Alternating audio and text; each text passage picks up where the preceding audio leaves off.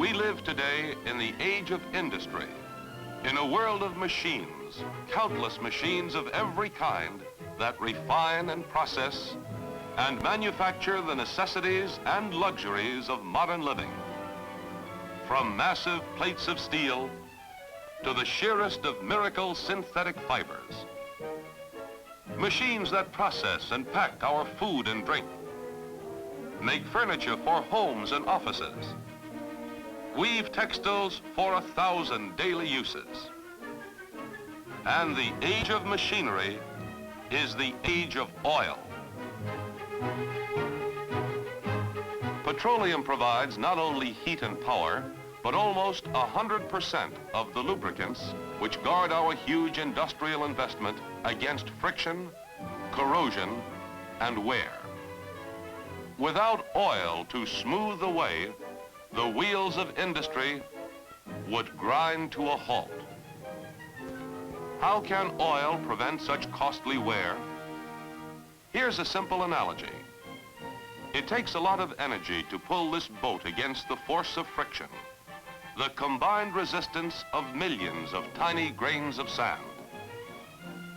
Drag the boat far enough, and the bottom would be worn away. But afloat, the water acts as a lubricant. By separating the resisting surfaces, friction is reduced.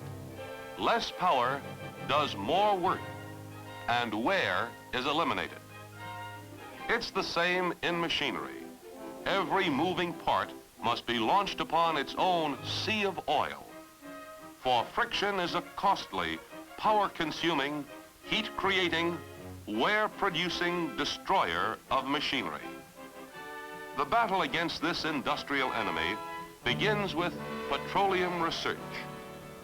From the world-famous Esso Research Center have come many of the most important developments in oil refining, startling discoveries in petroleum chemistry, and outstanding contributions to better lubrication for every phase of industry, mining, processing, manufacturing, construction, road building, railroading, and utilities, to name but a few.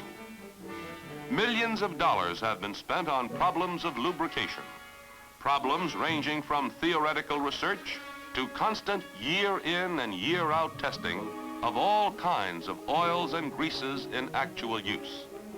In magnificently equipped engine test laboratories, every characteristic of any lubricant can be scientifically analyzed in actual performance. So let's spend a few minutes here in the world's leading petroleum research laboratories and see how scientific research creates the amazing lubricants that protect our modern industrial world. All right, let's start right at the beginning with crude oil. Crude oil, petroleum, was created by nature perhaps millions of years ago. Usually buried deep down in the earth, it's only within the last 100 years that oilmen have learned how to find it and bring it up to the surface.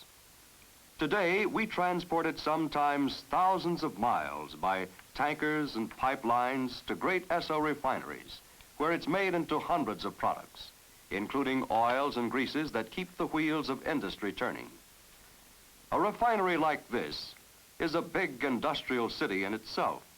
Its skyline dominated by giant cat crackers, rows of futuristic-looking stills, graceful alkylation towers, and tanks of every shape and size. Of the 10 crude oils which flow into this refinery from different fields, only the finest are chosen to make lubricants. But all crude oils are extremely complex raw materials. So the first step in refining is to break them up into more simple fractions. This is done in big pipe stills like this. These units look tremendously complex, and they are. But here in the laboratory, with a simple cutaway model, we can get a clear idea of how a distillation tower works. We'll have to imagine that the crude oil has been heated to 800 degrees Fahrenheit. Released in the bottom of the distillation tower, it instantly vaporizes and starts to rise. The tower is divided by many horizontal trays, illustrated by only 4 trays in our model. The hot oil vapor bubbles up through these trays, cooling as it goes. Part of the vapor condenses back to liquid form in each tray. Heavier parts in the lower trays of the tower, lighter parts in these cooler trays higher up. From the top of the tower, about 100 degrees Fahrenheit, the lightest fractions are drawn off to be processed into gasoline. Farther down, at a higher temperature, a heavier liquid condenses and is drawn off. This one suitable for making kerosene. Below, at a still higher temperature, a heavier component is drawn off to be made into heating oil. And in the lower part of the tower, where the temperature may be 600 to 700 degrees, we draw off the lubricating oil fraction. The remainder, called bottoms, goes on to be made into heavy oils, asphalts, or other products. Now the separation of this lube oil stock from the crude is just the first of many steps in making finished lubricating oils. Next comes another important step called solvent extraction, a principle of separation entirely different from distillation. The clear fluid in the bottom of the flask is phenol, a selective solvent.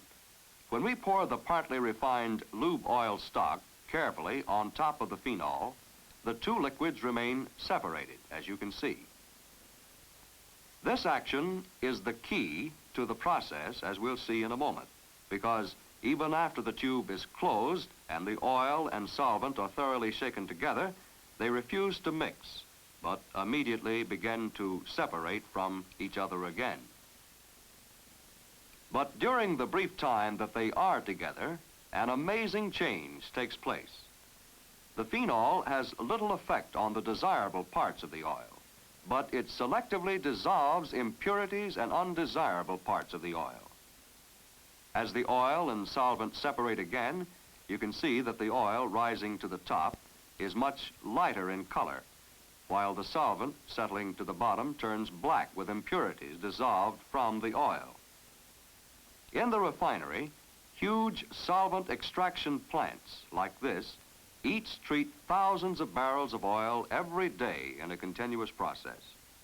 Oil flowing endlessly upward through the treating towers is met and purified by solvent flowing downward from the top. Finally, every trace of solvent is removed from the oil, while the phenol itself is purified and used again. A description of all the many steps and methods used in refining oil would fill the library. So let's demonstrate just one more interesting step called clay finishing. Specially prepared powdered clay is thoroughly mixed with oil heated to high temperature. The clay adsorbs the last traces of discoloration and impurities from the oil. When the action is complete, the spent clay is filtered out of the oil. In the refinery, giant treating and filtering plants multiply what we see here by millions of times, but the result is the same. The clay retains the color particles and impurities picked up from the oil, while the finished oil comes through the filter a bright amber color, clear as crystal. Of course, this is a sample of just one oil. From different crudes with variations in refining, we can create any number of oils, each with an individuality all its own. Two oils may look alike, yet be different in many ways. One way being in body or viscosity, the ability of the oil to flow. For example, this oil has a heavy body at room temperature. We say it has high viscosity. For some uses, the body of this oil might be just right. For other uses, it might be much too thick or viscous. In contrast, here's a much lighter oil, one of lower viscosity. This oil is perfect for some uses, but too light for others. But by blending oils of different viscosities together, it's possible to create the right body or viscosity for any given job. For example, to lubricate a particular machine at a certain temperature or satisfy a set of engineering specifications. The results of this blending experiment are easy to see. All we have to do is take equal amounts of each oil, the heavier, the lighter, and a mixture of the two. Then we'll pour the three oils together down an inclined plane. What happens is just what we'd expect. The lighter oil flows easily, the heavier oil is relatively sluggish, the blend of the two is in between. This illustrates clearly the simple principle of blending to control an oil's viscosity. But of course, in actual refining, it's not so simple. First of all, we must know exactly the flow characteristics of every different lot of oil that's made. The viscosity must be measured with scientific accuracy. An instrument universally used is the Sabot viscosimeter, or viscosity meter. The oil to be tested is heated to a predetermined temperature, usually 100 degrees or 210 degrees Fahrenheit. Then a stopper is pulled and a split-second timer is started. The oil drains from the bottom of the reservoir through a standard size opening into a flask which holds exactly 60 cubic centimeters when filled to the marking line.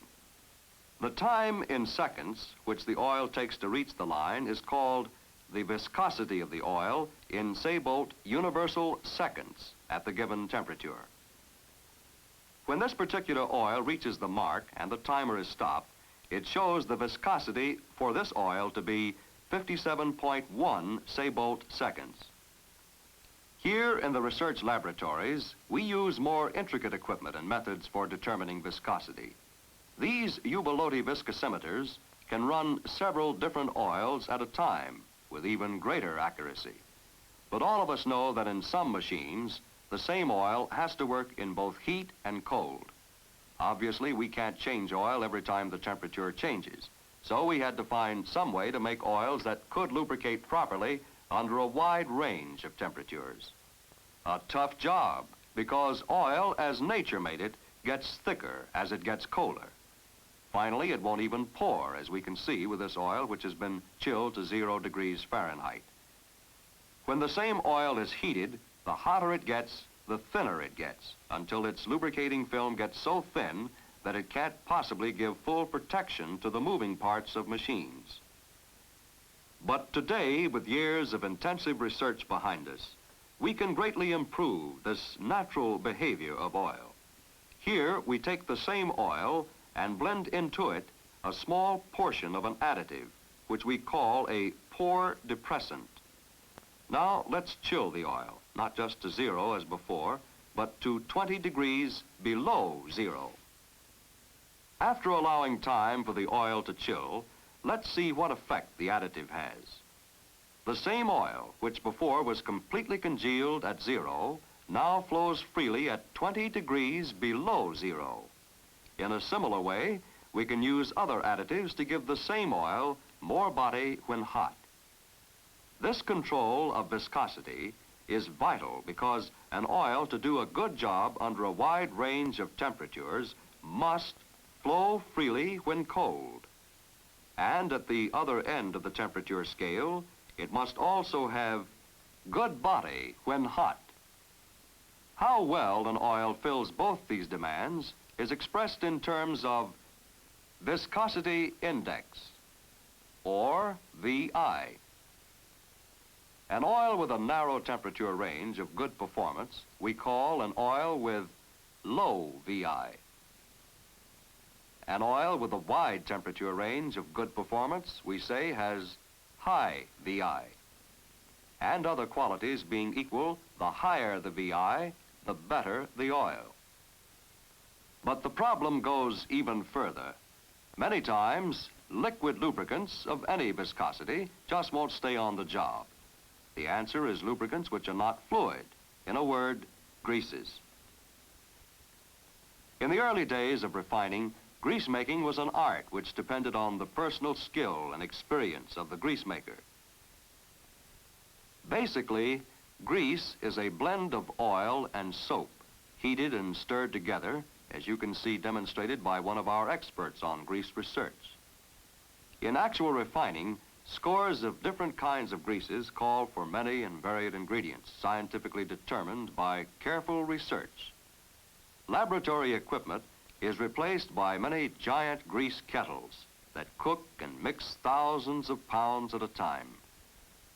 What we see here is the top of such a kettle, 2 stories high. Inside the kettle, paddles driven by a powerful motor stir the ingredients until a perfectly blended grease is made. The kind of soap, as well as the kind of oil, makes a big difference in how a grease behaves. Most greases are made with either lime-based or soda-based soap. Here's a simple experiment which shows which of these two is the more resistant to heat. A sample of each is put on a hot plate. The lime-based grease starts to break down almost immediately, as you can see, while the soda-based grease displays an astonishing resistance to break down at exactly the same temperature. When it comes to moisture, it's a different story. Let's put similar samples of lime-based and soda-based grease in a water bath.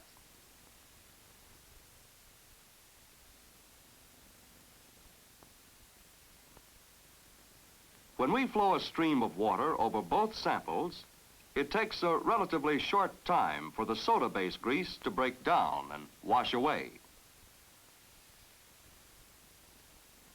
There are other bases too: aluminum, lithium, many kinds of mixed bases, each of which provides the answer to some specific lubrication problem.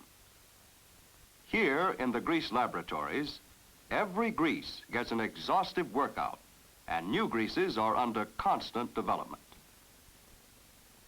Speaking of water, everybody knows that straight mineral oil and water are traditional enemies. They just don't want to mix.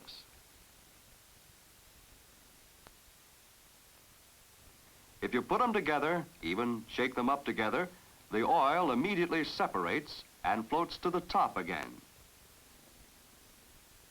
But when it comes to industrial machinery, oil and water often have to work together.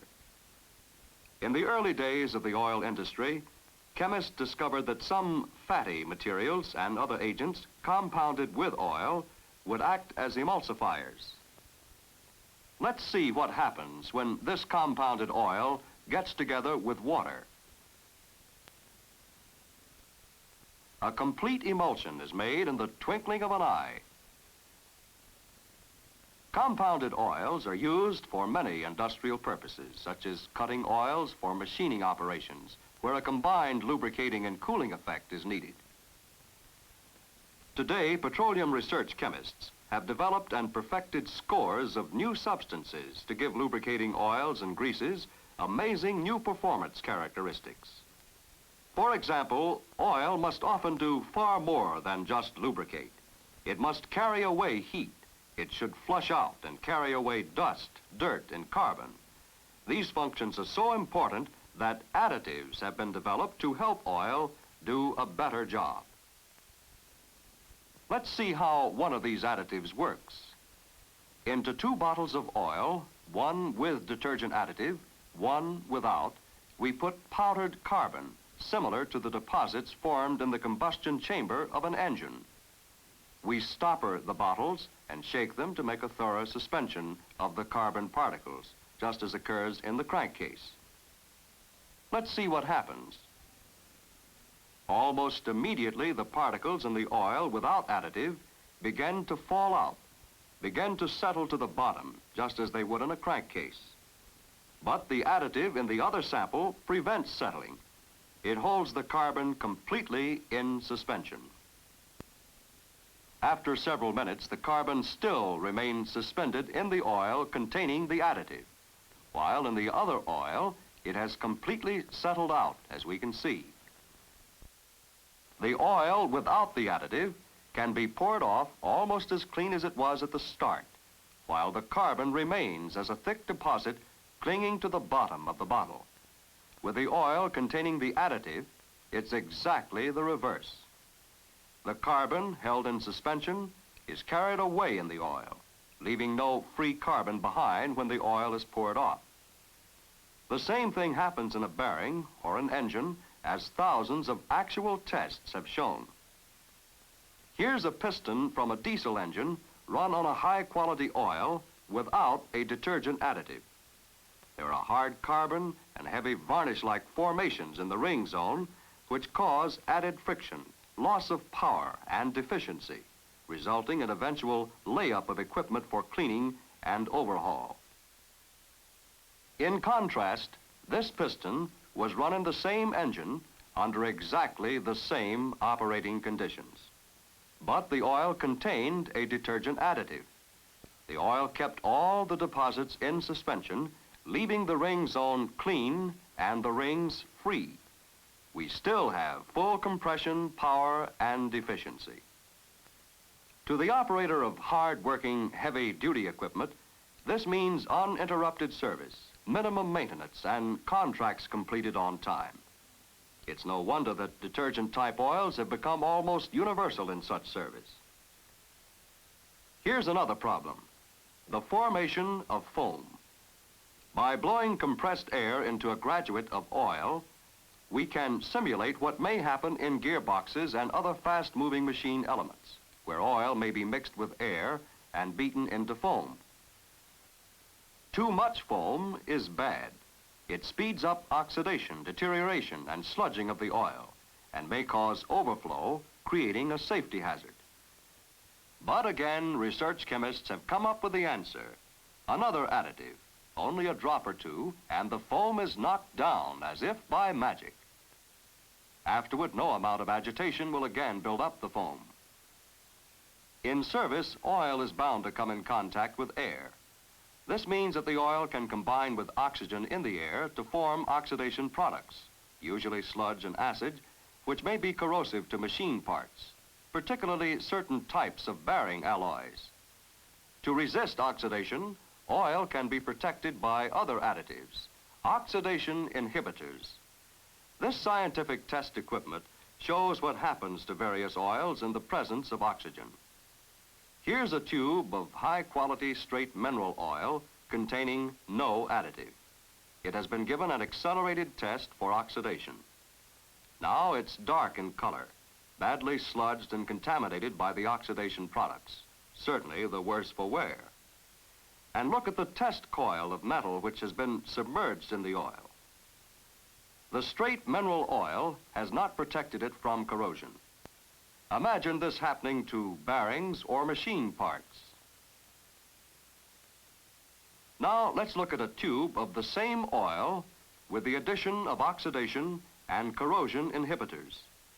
After exactly the same test, the oil is almost as clear and pure as it was at the start. And this oil condition will continue for a period many, many times longer than the original test. The metal in the tube is bright and clean, completely protected by the action of the additives in the oil. The benefits of this protection are tremendous, especially to the operators of such equipment as big power turbines. The failure of a bearing in this turbine or its generator would be serious and costly. Here we have conditions of extremely high speed and high temperature. The oil, which both lubricates and cools the bearings, is circulated rapidly, as we can see when the oil return is opened for inspection. The constant circulation of the oil involving contact with the air makes high stability, resistance to oxidation, one of its most important qualities. At the time these pictures were taken, the Duresso oil we see here had been in this turbine for more than 135,000 hours, over 15 years of service. Samples of the oil are taken at regular intervals and tested to be sure that its condition remains satisfactory. Each sample, of course, is carefully sealed against contamination and correctly tagged for identification. Let's go back to the laboratories and take a look at just one more of the many lubrication qualities improved by additives. The load-carrying ability of an oil, its capacity to stand up under pressure, In this SAE extreme pressure gear lubricant tester, the oil lubricates test pieces which run in contact at different speeds. Now the operator starts an automatic device which will gradually build up pressure on the rubbing surfaces until the protective lubricating film breaks down. We're now running on a high-quality gear oil, but without any additive to improve its load-carrying ability. As the pressure increases, the test pieces get hot and the oil begins to smoke. As the lubricating film breaks down, the operator stops the machine at 170 on the scale. And here's the result: heavily scored and badly damaged surfaces. New test pieces have been installed and we're ready for another run. Again, we're putting in the same oil, but this time a load-carrying additive has been blended into it.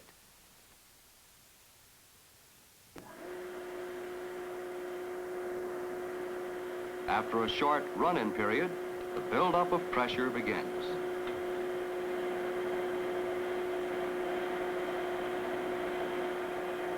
As before, the load on the test pieces is rapidly built up.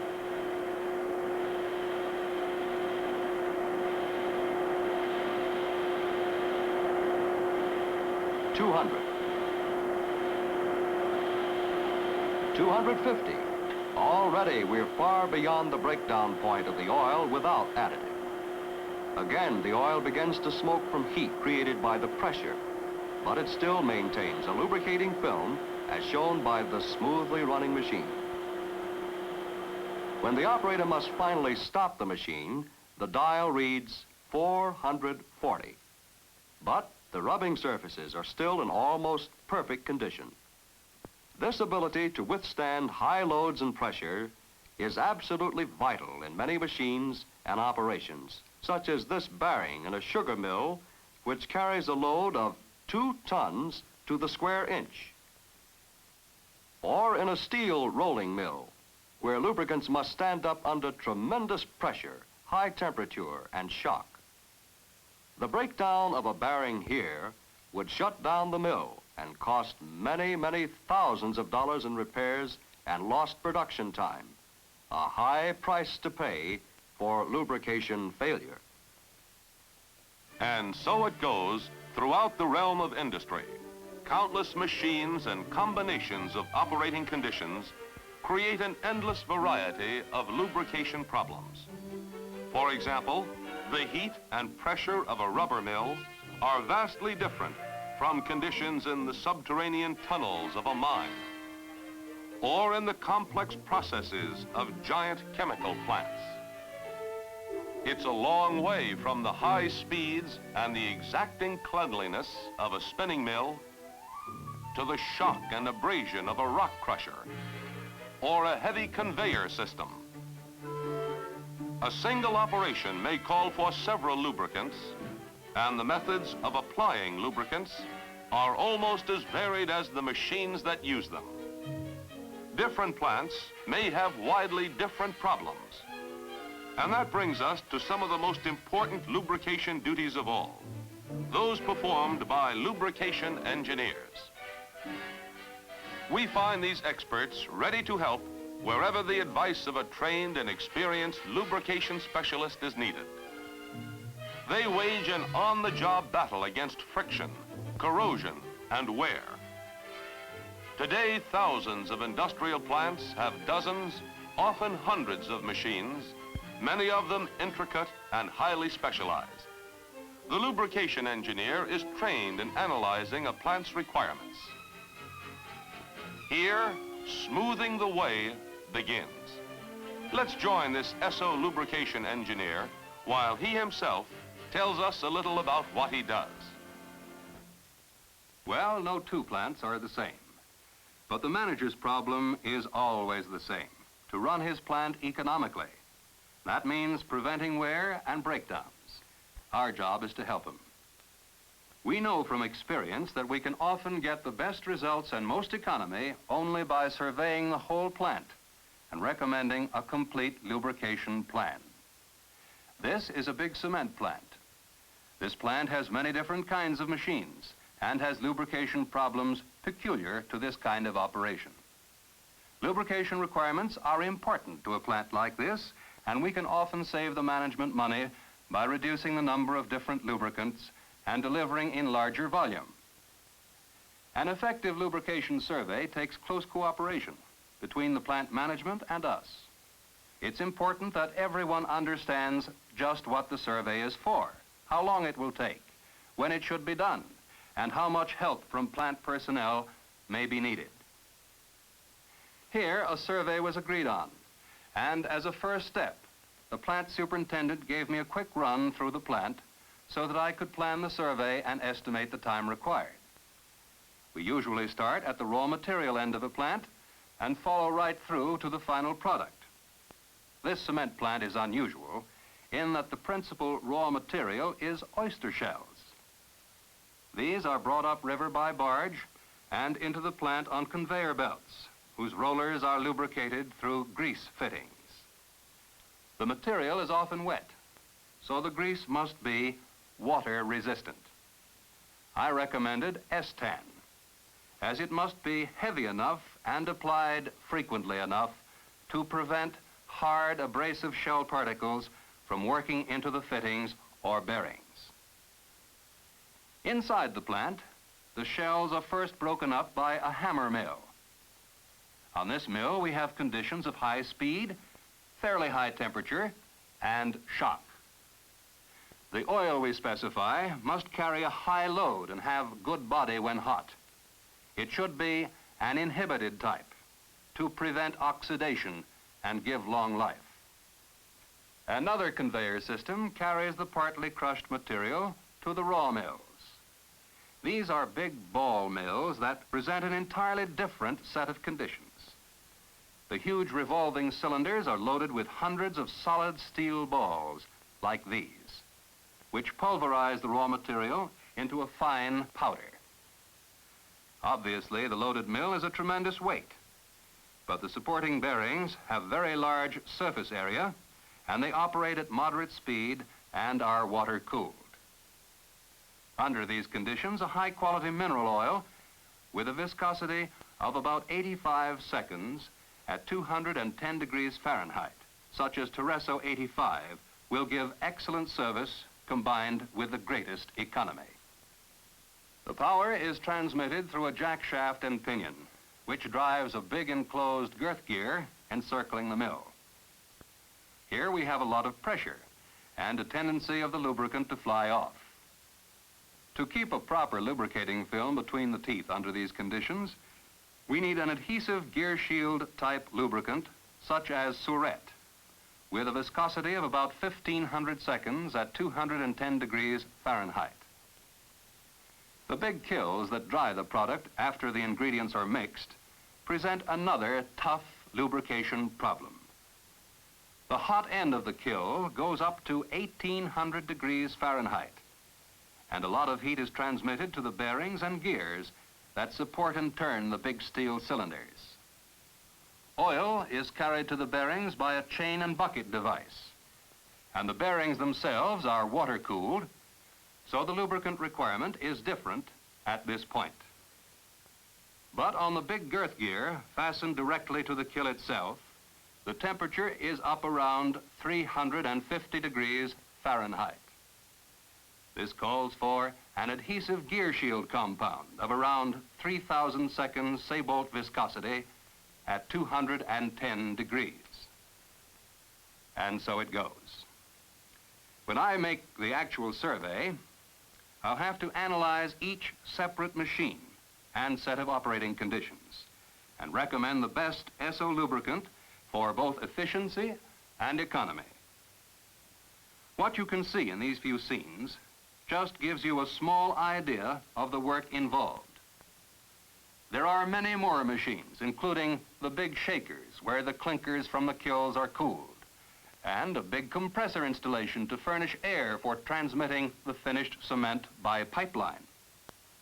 The actual survey of this plant took me 6 days to complete, but such time is well spent when it results in improved lubrication and a reduction in maintenance cost. When completed, this particular survey was organized into 4 separate sections, each covering a major part of the plant. When the plant manager accepts the survey, my real service to him has only begun. Part of the job is organizing the use of lubricants and setting up a convenient schedule in each department where it can easily be referred to and followed. Then storage and handling facilities are checked and suggestions given for the right location and conditions for storage, including proper dispensing equipment, containers or pumps to ensure clean lubricants and prevent mixture or contamination. Safety precautions are important too. So is temperature. Greases especially should always be kept away from heat and always used on a first in, first out basis to limit their storage time. A properly kept inventory prevents shortage and helps organize stock control for economical buying. Well, I guess that gives you a little idea of what a lubrication engineer does. Yes, and it's a big job. In every type of industry, in thousands of plants, lubrication engineers are smoothing the way to more efficient, money-saving operation. Behind them, petroleum research is playing a vital part in the growth of industry, solving more and more lubrication problems, from the simple machines of yesteryear to the huge and complex industrial plants of today, and the newer and tougher problems of the dawning age of jet propulsion and atomic power.